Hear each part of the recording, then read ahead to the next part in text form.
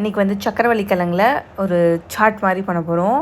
இதுக்கு நம்ம வந்து இட்லி குக்கரில் சக்கரவள்ளி கிழங்கு வேக வச்சுக்கலாம். பட் என்னோடய இட்லி குக்கர் வந்து இண்டக்ஷன் சப்போர்ட் பண்ணலை. ஸோ அதனால் வந்து நான் இப்படி வேக வச்சு எடுத்துருக்கிறேன். உங்களுக்கு இட்லி குக்கர் இருந்தால் அதுவே பெஸ்ட்டு. இது வந்து ஒரு 80% தான் வேகணும். ஃபுல்லாக குழன்னு வேகக்கூடாது நம்மளுக்கு. ஸோ அதை வந்து தோல் உரிச்சிட்டு நான் நறுக்கிற மாதிரி நறுக்கி அந்த க்யூப்ஸ் நீங்கள் எப்படி வேணால் நறுக்கலாம். நம்மளுக்கு இந்த க்யூப் வேணும், அவ்வளோதான். ஒரு மாதிரி திக்கான க்யூப் இந்த சைஸில் இருந்தாக்க போதுமானது.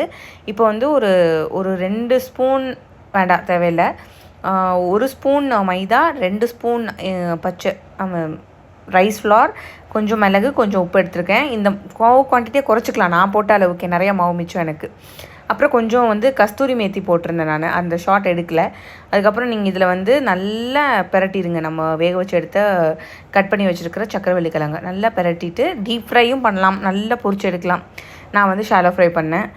ஷாலோ ஃப்ரை பண்ணிவிட்டு 4 பக்கமும் கோல்டன் ப்ரௌன் வர மாதிரி பண்ணிவிட்டு நீங்கள் எடுத்தீங்க அப்படின்னா, எடுத்து சாப்பிட்டு பார்த்தீங்கன்னா சூப்பராக இருக்கும். Must try. சக்கரவள்ளி கிழங்கு பிடிக்காது அப்படின்னு சொல்கிறவங்களுக்கு இந்த மாதிரி பண்ணி கொடுங்க.